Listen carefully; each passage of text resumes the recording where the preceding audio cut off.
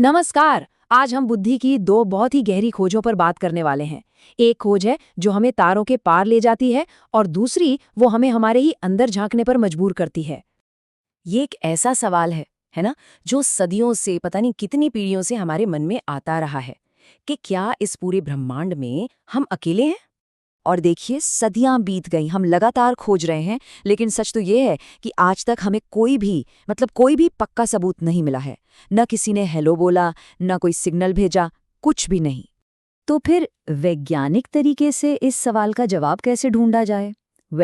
इसके लिए 1961 में फ्रैंक ड्रेक नाम के एक वैज्ञानिक ने एक फॉर्मूला बनाया था। बड़ा मशहूर है, चलिए जरा समझते हैं इसको। तो ये इक्वेशन शुरू होती है कुछ ऐसी चीज़ों से जिनके बारे में हम थोड़ा बहुत जानते हैं, मतलब जिनका हम अंदाज़ा लगा सकते हैं। जैसे हमारी अपनी गैलेक्सी मिल्की वे में हर साल औसतन कितने नए तारे पैदा होते हैं, या फिर उन तारों के आसपास कितने ग्रह हो सकते हैं। और हाँ, अंदाज़ा ये लगाया जाता है कि करीब-करीब 20% तारों के पास कम से कम एक ऐसा ग्रह तो होगा ही जहाँ का तापमान एकदम सही हो, मतलब इतना कि पानी पानी बना रहे, बर्फ न बने। और ये तो हम सब जानते ही हैं कि जहाँ पानी है वहाँ जीवन की उम्मीद तो की ही जा सकती है। लेकिन यहीं से मामला थोड़ा पेचीदा हो जाता है। अब तक तो चलो ठीक था, हम डेटा और साइंस की बात कर रहे थे, पर अब ये इक्वेशन अटकलों और कह सकते हैं कल्पना की दुनिया में चली जाती है। अब ये सवाल आते हैं जिनके जवाब हमारे पास हैं ही नहीं। जैसे मान लीजिए पानी वाला ग्रह मिल भी गया, तो क्या गारंटी है कि वहां जिंदगी पनपेगी? और अगर पनप भी गई, तो क्या वहां इंटेलिजेंट लाइफ, मतलब बुद्धिमान जीव बनेंगे? और अगर वो बन भी गए, तो वो कब तक रहेंगे और कब तक सिग्नल भेजेंगे कि हम उन्हें पकड़ पाएं?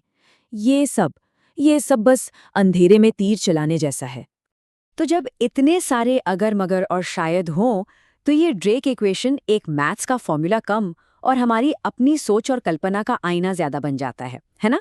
मतलब हम जो जवाब चाहते हैं शायद वही इसमें ढूंढने लगते हैं। और जानते हैं, जब हम इन नंबरों में, इस खोज में इतना उलझ जाते हैं, तो शायद घूम फिर कर हम एक बहुत ही सीधी सी बात पर आते हैं। एक ऐसा सच जो पूरी कहानी का फोकस ही बदल देता है। यहाँ दो तरह की खोजें हैं। एक जो बाहर की तरफ है, हम दूरबीन लगाकर आकाशगंगा में सिग्नल ढूंढ रहे हैं। और दूसरी खोज वो अंदर की तरफ है कि क्या हम अपनी जिंदगी में अपने आसपास मौजूद बुद्धिमत्ता और खुशी को देख पा रहे हैं। और इसी दूसरी खोज पर जब हम आते हैं, तो एक बड़ी चौंकाने वाली और थोड़ी कड़वी तस्वीर सामने आती है। ये एक तरह से हमारी आज की इंटेलिजेंट सिविलाइजेशन पर ही एक सवालिया निशान है। कहा जा रहा है कि आज का इंसान एक घोर पतन की तरफ जा रहा है। एक ऐसा पतन जहां लोग अपने ही परिवार से कट गए हैं, माँ बाप आवाज दे रहे हैं और बच्चे अपने फोन में रील्स में खोए हुए हैं।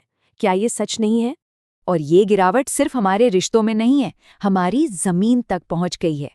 जरा सोचिए, पहले खेती का भी एक विज्ञान था, गौवंश पर आधारित, जिससे सेहतमंद सुंदर अनाज उगता था। और आज की खेती मतलब पेस्टिसाइड्स, यूरिया। नतीजा जहरीला खाना और घर घर में बीमारियां। तो फिर सवाल तो बनता है कि क्या यही है हमारा विकास? क्या इसी को डेवलपमेंट कहते हैं? एक ऐसी तरक्की जो हमारा सुकून छीन ले, जो हमारी जिंदगी में स्ट्रेस भर दे। क्या ये सच में तरक्की है या फिर ये ज्ञान का पतन है? एक बहुत जरूरी बात है कि हम अपने दिमाग में भर क्या रहे हैं। दो तरह का कंटेंट होता है।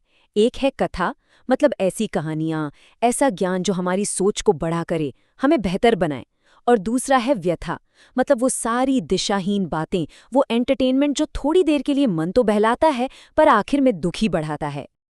और आज के इंसान की हालत देखिए, वो तनाव, कर्ज, फर्ज और मर्ज, इसी चक्कर में फंसा हुआ है। जिंदगी जीने की फुर्सत ही कहाँ है? शायद याद भी नहीं होगा कि आखिरी बार बिना किसी बोझ के खुलकर सांस कब ली थी। अब खुशी की बात करते हैं। दो तरह की खुशियों के बीच का जो फर्क है ना, उसे समझाने के लिए एक बहुत ही कमाल का उदाहरण दिया गया है। सोचिए, एक एयर होस्टेस की मुस्कुराहट, वो उसकी नौकरी है, उसका फर्ज है। हो सकता है उसके पीछे कोई तकलीफ छुपी हो। पर दूसरी तरफ है श्री कृष्ण की मुस्कुराहट। वो सहज है, वो असली है, वो किसी वजह से नहीं है, वो तो उनके होने का, उनके अस्तित्व का हिस्सा है। वो अंदर के सुकून से आती है। और हमारी ज्यादातर मुस्कानें कैसी होती हैं? वजह वाली। नई गाड़ी आई तो मुस्कुरा दिए, लॉटरी लग गई तो मुस्कुरा दिए, पर जैसे ही गाड़ी में स्क्रैच लगा, मुस्कान गायब। पैसा गया, मुस्कान गायब। जो असली सच्ची खुशी होती है ना, वो अकारण होती है। उसे किसी बाहरी वजह की जरूरत नहीं पड़ती। तो बस आखिर में यही एक सवाल बचता है सोचने के लिए कि हम इतनी बड़ी बड़ी दूरबीनें लटाकर तारों के पार इंटेलिजेंस के सिग्नल ढूंढ रहे हैं, पर क्या इस शोर में हम अपने अंदर से उठ रहे उन सिग्नलों को मिस तो नहीं कर रहे हैं? वो सिग्नल जो हमें सच्ची खुशी और असली बुद्धिमत्ता की तरफ ले जाते हैं। सवाल यह है कि हमारी असली खोज क्या होनी चाहिए?